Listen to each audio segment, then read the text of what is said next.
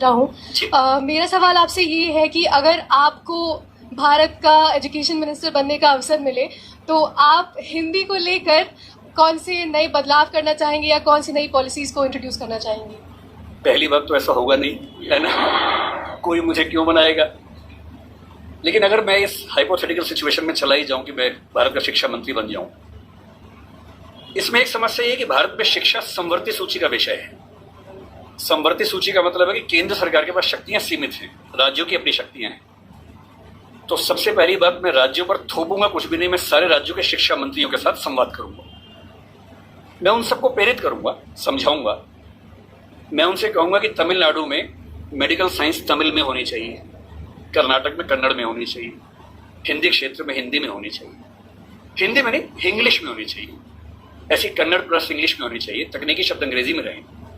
और वो शिक्षा सिर्फ मेडिकल साइंस क्यों, इंजीनियरिंग भी, लॉ में भी, जुडिशरी में भी। मैं ये भी चाहूंगा कि भारत के हर एग्जाम में, केंद्र के हर एग्जाम में अंग्रेजी और हिंदी का समान महत्व होना चाहिए। और राज्य स्तरीय हर परीक्षा में उस राज्य की राजभाषाओं का सम्मान होना चाहिए। महाराष्ट्र पीसीएस में मराठी की भूमिका अंग्रेजी से कई गुना ज्यादा होनी ही चाहिए, क्योंकि वहां के एसडीएम को, डीएसपी को मराठी लोगों से बातचीत करनी है। और यदि किसी राज्य में 2-3 राजभाषाएं हैं तो वहां की परीक्षा में उन दोनों तीनों राजभाषाओं की परीक्षा होनी चाहिए, ताकि वो व्यक्ति सेवाओं में आए जो उन भाषाओं को बोल सकता है।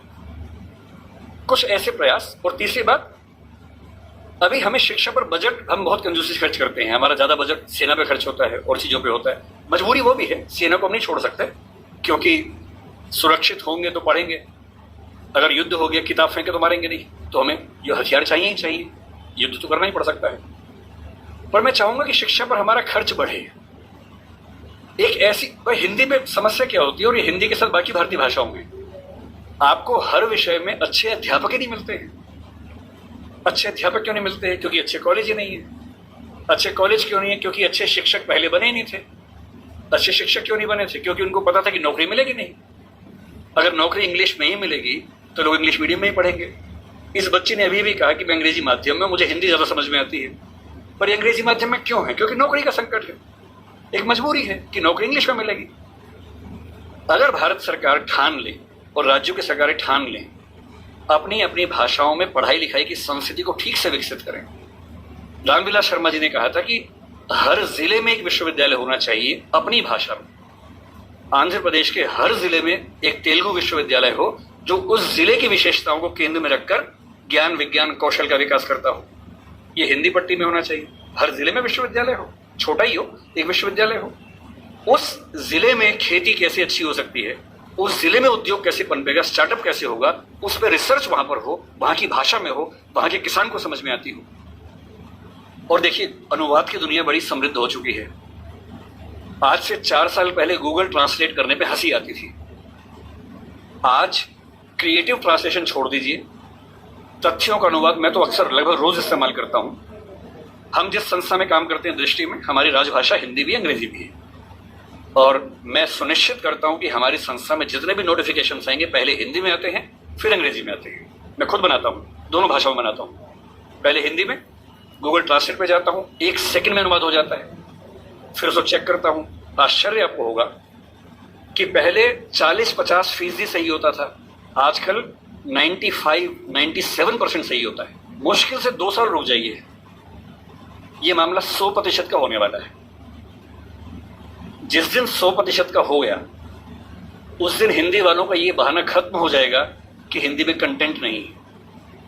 आपको अंग्रेजी का जो अखबार पढ़ना है, आज से 2 साल बाद पता क्या होगा, आप नेट पे जाएंगे, द हिंदू मान लीजिए पढ़ना है आपको, आप द हिंदू पे जाएंगे, नीचे क्या लिखा होगा, कौन सी भाषा में पढ़ेंगे, सारी भाषाओं के नाम होंगे, यहां तक कि स्पेनिश और फ्रेंच भी लिखा होगा। आप हिंदी क्लिक करेंगे, पूरा अखबार हिंदी में आएगा आपके सामने। फिर क्या बहाना बचता है? दुनिया की जो भी किताब पढ़नी है, एक टैबलेट आपके पास होगा या बुक रीडर होगा, दुनिया की जो किताब पढ़नी हो अपनी भाषा में आप पढ़ेंगे और अनुवाद की समस्या रत्ती भर नहीं होगी। मुश्किल से 5 से 10 साल के बाद ऐसी डिवाइसेस आ जाएंगी, ईयरफोन लगा होगा आपके कान में। आप जैसे, मैं भी जब विदेश में जाता हूं, जहां अंग्रेजी चलती है वहां दिक्कत नहीं आती। अब जैसे मान लीजिए मैं ऑश्विट्ज, एक आपने सुना होगा, जहां नाजी अत्याचार हुए थे, मैं 2 दिन पहले पोलैंड में वहीं गया हुआ था। वहां हर चीज पोलिश भाषा में लिखी हुई थी, कहीं कहीं अंग्रेजी थी। अब समझ में नहीं आ रहा कैसे पढ़ूं। गूगल ट्रांसलेट पे जाके कैमरा ऑन करना है, लैंग्वेज में आपने कर दिया पॉलिश टू इंग्लिश। आप कैमरा जहां जहां ले जा रहे हैं पॉलिश इंग्लिश में कन्वर्ट होकर दिख रही है आपको, कोई समस्या ही नहीं है। वो सारी पॉलिश लिखी है, मैं सारा अंग्रेजी में पढ़ रहा हूँ, कहीं कहीं हिंदी में पढ़ रहा हूँ, सब कुछ हो चुका है। मुश्किल से 2-3 साल बाद क्या होगा, ऐसे हेडफोन्स और माइक आ जाएंगे। आप अपने कंप्यूटर से या फोन से कनेक्टेड हैं, एक पॉलिश व्यक्ति या मान लीजिए डच व्यक्ति आपसे बात कर रहा है, नीदरलैंड्स का, उसको केवल डच आती है, मुझे केवल हिंदी आती है। मैंने अपने फोन में डच से हिंदी सेट कर दिया, उसने अपने फोन में हिंदी से डच सेट कर दिया। वो डच बोल रहा है, मेरे हेडफोन में जो माइक है वो उसको सुन रहा है, कंप्यूटर कनेक्टेड है, फोन कनेक्टेड है, मेरा फोन तुरंत उसको हिंदी में कन्वर्ट करके मुझे हिंदी में सुना रहा है। मैं हिंदी बोल रहा हूं, उसे डच में सुन रहा है। और ये मैक्सिमम अगले 5 साल का मामला है। 5 साल बाद बेबीलोन की मीनार बन जाएगी। 5 साल बाद आप दुनिया के किसी भी